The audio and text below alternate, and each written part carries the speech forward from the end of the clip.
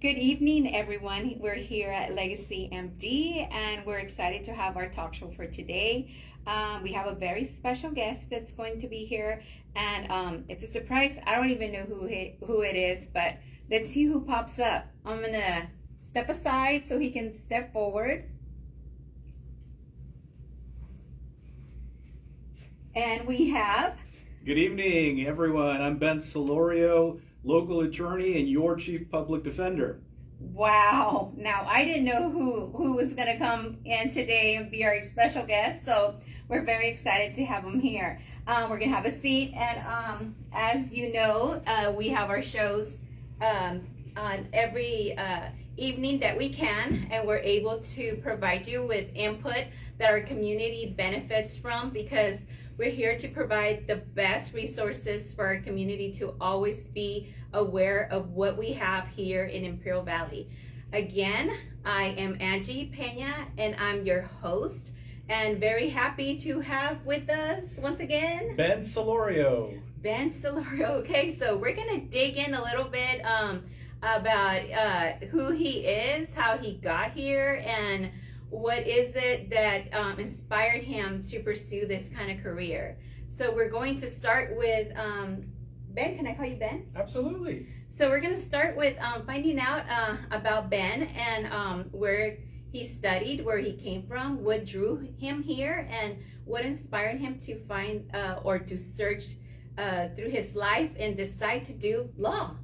Absolutely. Right? Okay, so tell us a little bit about yourself, Ben. So thank you, Angie, and thank you for everybody joining us. So again, my name is Ben Salorio. I'm an attorney. I'm also the chief public defender of Imperial County. So what that means is that I run the public defender's office, which is the largest criminal law defense firm in Imperial County. Including myself, we have 18 attorneys, 3 full-time investigators, and 7 legal assistants, and we represent indigent people all over the valley. We represent minor children. We represent folks suffering from mental illness. That's my current job. I was appointed public defender in 2016 by the Board of Supervisors. Prior to that, I was a family law attorney, a civil law attorney. Before that, I began my career in Alameda County, which is up in Oakland. I was a prosecutor there. I was also a prosecutor here in Imperial County, so I've got almost 25 years of legal experience on the books. I did my first jury trial in July of 2001. Wow. So it's been a career. And what drives you to work here? And I mean, not yeah, a lot of people say, how did you end up in Imperial Valley? And you know, it's like there's so much that we can do elsewhere, but I personally wouldn't see myself anywhere else. Got you. So Angie, I'm a 4th generation Imperial County native, so I was born here. So I was born at, some people are gonna not believe me, I was born at Calexico Hospital. A long time ago when President Richard Nixon was our president. So my family's lived in Imperial Valley since about 1914. My great-grandparents moved here somewhere around 1914, 1915. And so I'm a 4th generation Imperial Valley native. My kids are now 5th generation, I'm proud to say, Imperial Valley natives. So this is home. This is where I grew up. Born in Calexico, lived there till we were 12. Moved to El Centro, and then in El Centro graduated middle school, high school, and then that's when I joined the military and began this career that I'm on now. So it's been how many years with this line of work? So I've been practicing law since 2001. I was actually still in law school when I started practicing law under a special program that allowed law students to practice law. So I've been at it since July of 2001. So 24 years and some change. Wow. So what we want to know today is these are services that are being provided in Imperial County, right? Correct. So Correct. I know that you mentioned a lot of populations that would need this kind of assistance, but how do they find you, or how do people qualify for your services? And is this services that need to be paid by the individual, or these there's extra or other kinds of programs that will help the participant or the individual pay for these services? Correct. So no, our services are for indigent persons. So indigent just means low income, and what we use as a baseline is the federal poverty guidelines, which is around $15,000 a year for one person or less.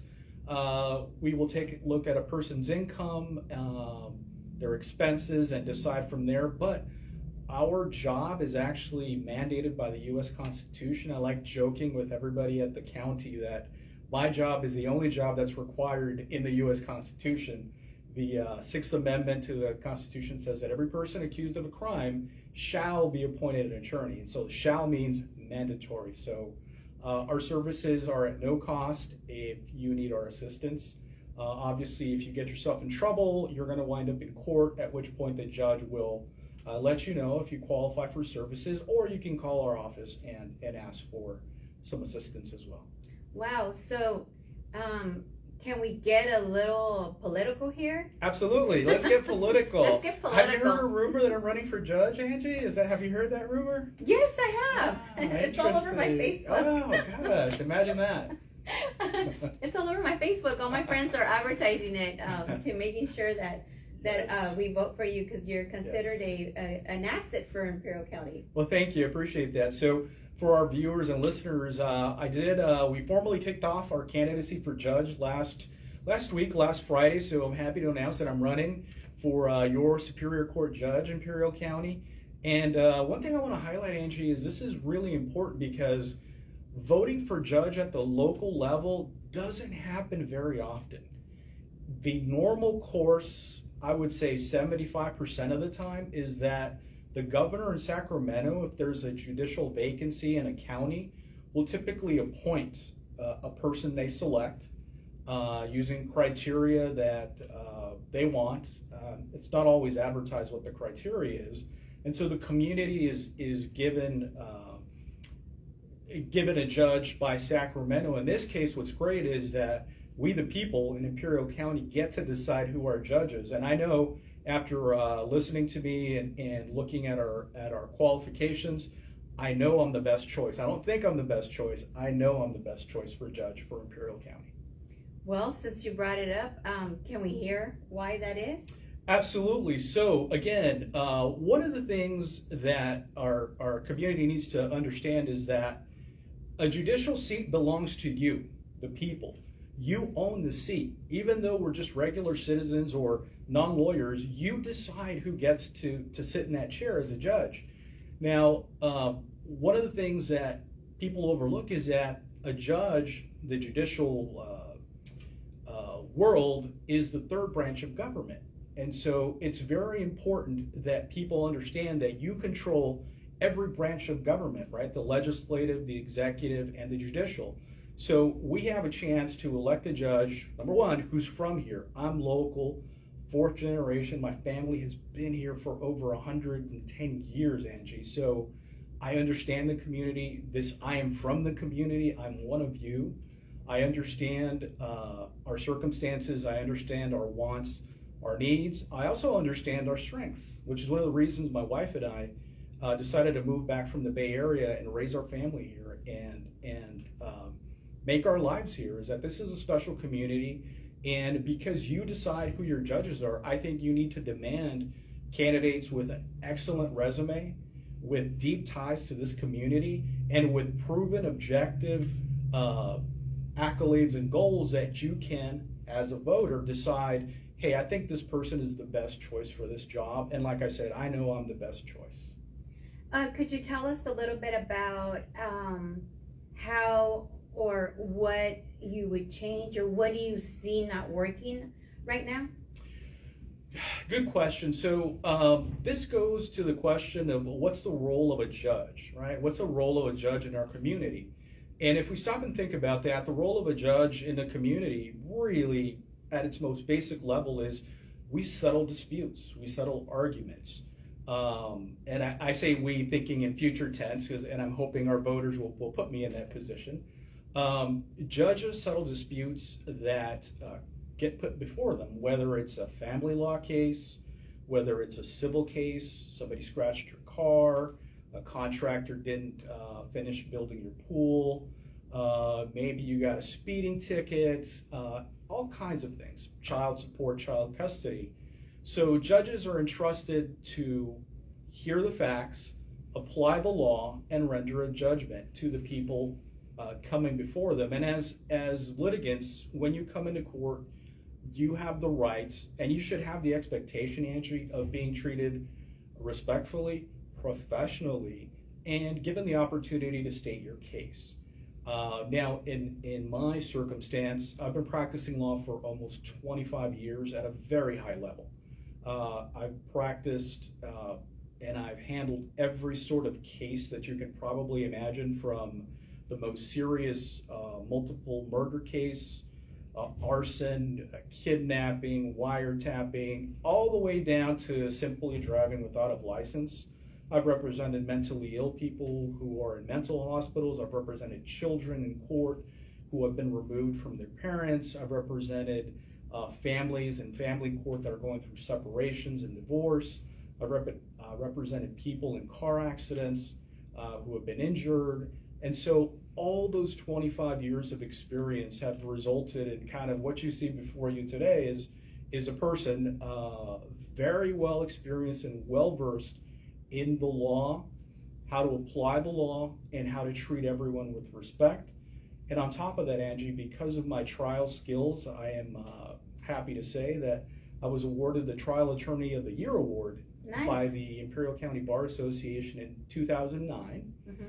And I was also inducted into the IBC Hall of Fame this year, 2025. I was inducted for my work in the legal community, for my work with the poor, with kids, with families, and contributions to helping students go on to college. So you wrap all that up and you have a person who is extremely well prepared to take on the role of judge.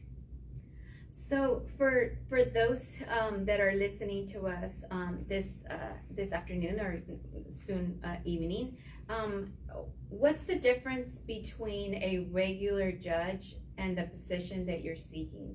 What's the difference in the people that they serve? Got it. So the position I announced for is Superior Court Judge.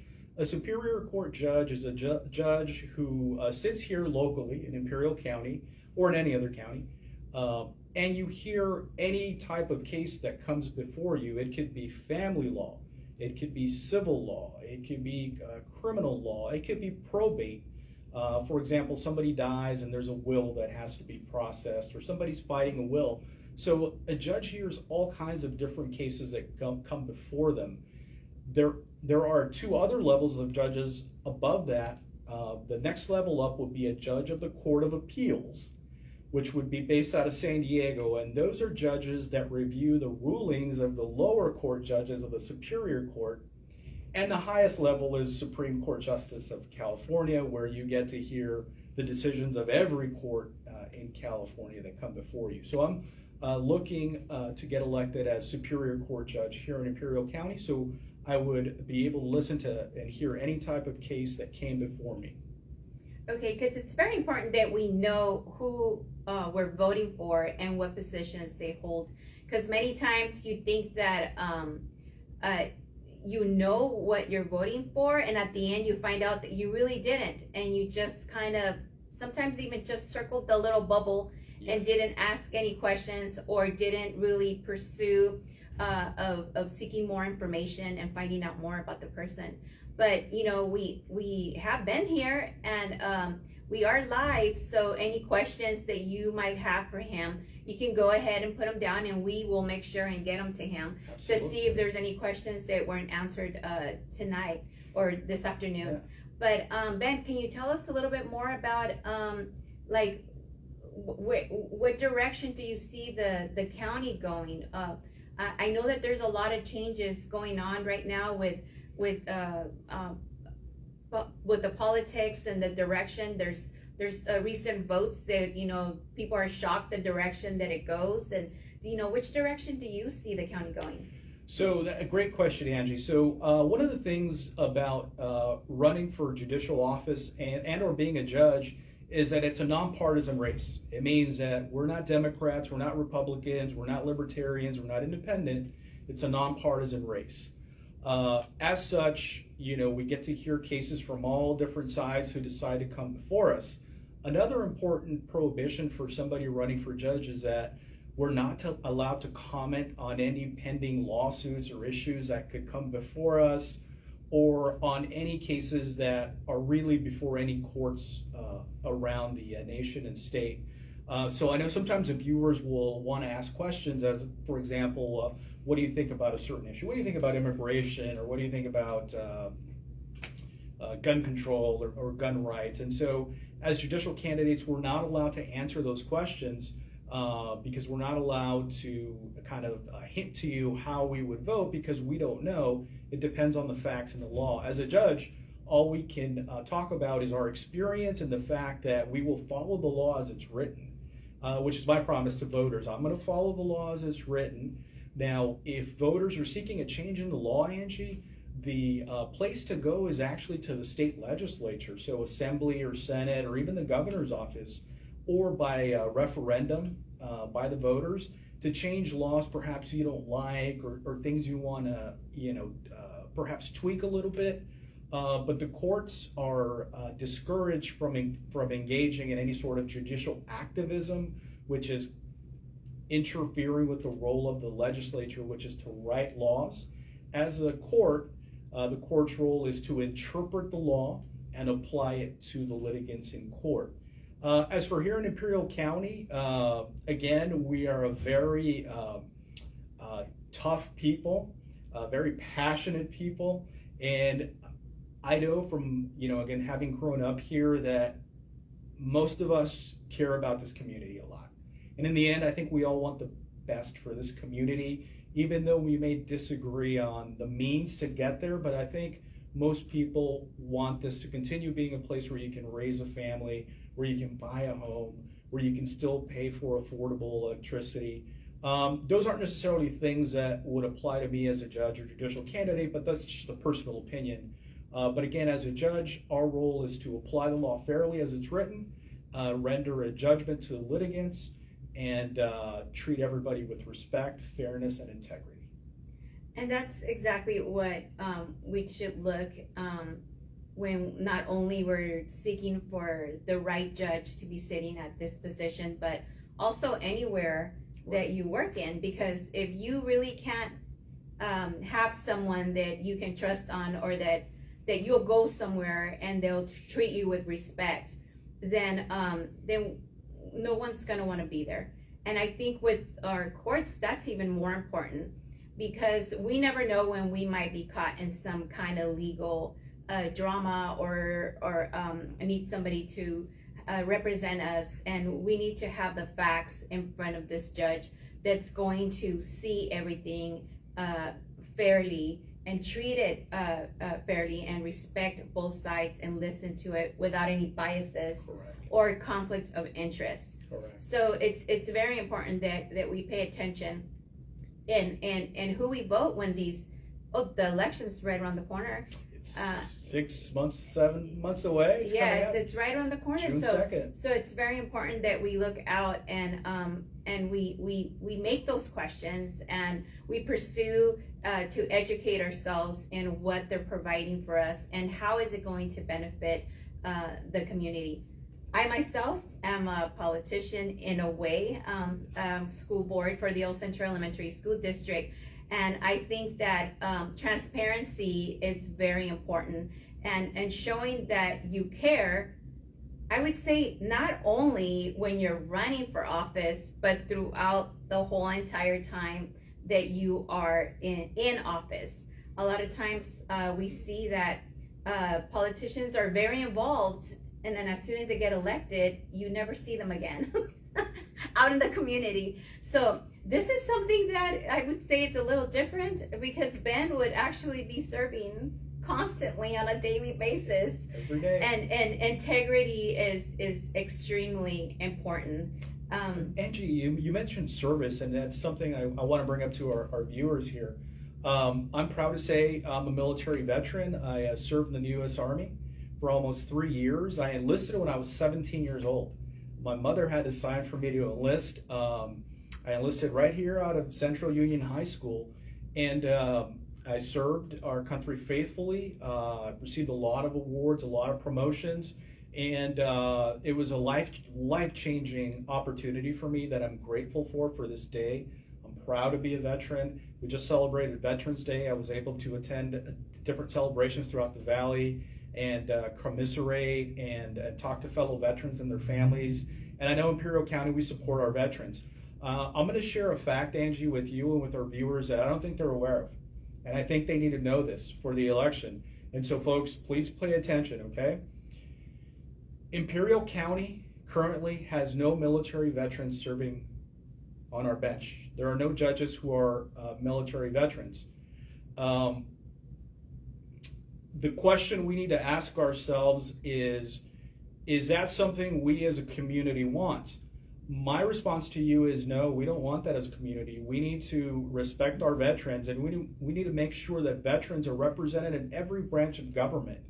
Now, another factor that I need to bring up is this, and this is a little bit disturbing for me, and it's upsetting for other veterans. We have not had a veteran appointed as a judge in Imperial County since 2003, Angie. That's almost 23 years ago. The last governor that appointed a military veteran as judge in Imperial County was Governor Gray Davis. Think about that. That's 3 governors ago. So Governor Schwarzenegger, 2 terms, appointed no veterans to Imperial County. Governor Jerry Brown appointed no military veterans as judges in Imperial County.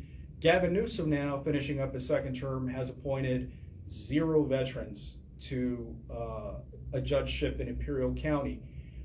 I know that military veterans in Imperial County have applied to be judges, and they have been ignored by the governor's office in Sacramento. Why that is, I don't know, and I'll keep my theories to myself. But my friends in Imperial County, that's unacceptable. That's no way to treat our veterans here in Imperial County. Given my discussions with fellow veterans and people, Angie, I know Imperial County, we take care of our veterans. And I know we love our veterans. And so we are going to put a stop to this. We are going to put a veteran on the court on June 2nd. That veteran is going to be me. We're going to put a stop to this. It's an insult to the people who have served from Imperial County. It's an insult to the people who are on the veterans memorials all over the Valley. And so, folks, I'm going to be proud to serve and continue serving as your judge, and I'm going to be proud to do it as a military veteran. Well, there you have it, everyone. So you've heard it right straight from our candidate here participating in this coming election. And it's very important that you understand who's running. It's very important for you to ask questions. Go attend all the events. If there's any doubts that you have, make sure that you ask questions, because like Ben said, this is in your hands and it's your decision. You are the one that decides who's going to take this spot, because they represent the county, and it's very important that we all show up on that day and vote. We're not telling you who to vote. Well, Ben's telling you who to vote, who to vote for, but we're not telling you who to vote for. We're bringing awareness. We're educating the community. What is out there for you? What can benefit you, or what you need to know more about to be able to have a better life, not only here in Imperial County, but anywhere that you would decide to move. So, Ben, thank you so much. Is there anything you would like to finish us off with? Absolutely. First, thank you, Angie, for the invite. I want to thank Legacy MD, Dr. Vo, Dr. Strong, all the wonderful staff here. Everybody's been great. And to just my fellow citizens of Imperial County, I'm one of you. I was raised here, born here. My ancestors are buried here in the local cemeteries. When I say I experience what you've lived through, I mean it. I've experienced everything we go through, our hot summers, our, everything. My wife and I have been together 25 years, married 23. We raised our family here. We have 2 adult children. They're both attending college here locally. My wife has been a teacher here for almost 30 years, teaching elementary school in Heber. We are both committed to Imperial County. We're both of service to our communities, both at work and at church. We both have been involved with our local church at St. Mary's for over 21 years. We love our church community.